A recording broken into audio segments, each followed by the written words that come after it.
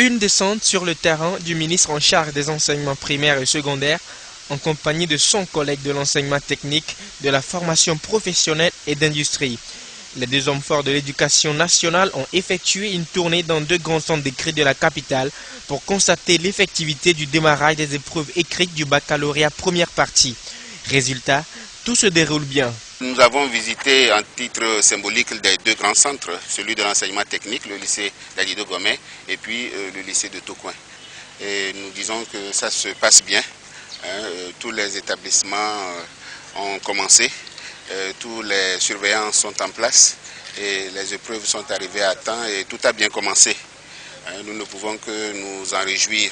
Et des nouvelles que nous avons de l'intérieur, nous pensons que tout se passe bien et que le bac se passe dans de très bonnes conditions. Et pour permettre un bon déroulement des épreuves, un dispositif sécuritaire à deux niveaux est mis en place. Le dispositif est d'abord au niveau de nous-mêmes, de nos enseignants, qui pouvaient éventuellement remplacer les absents de manière à ce que tout se passe bien. Et au niveau de la gendarmerie, de la police, qui nous aide sur toute l'étendue du territoire également. Je pense que tout le monde est en place et ça se passe bien. Cette année, 60 620 candidats se sont inscrits sur toute l'étendue du territoire national.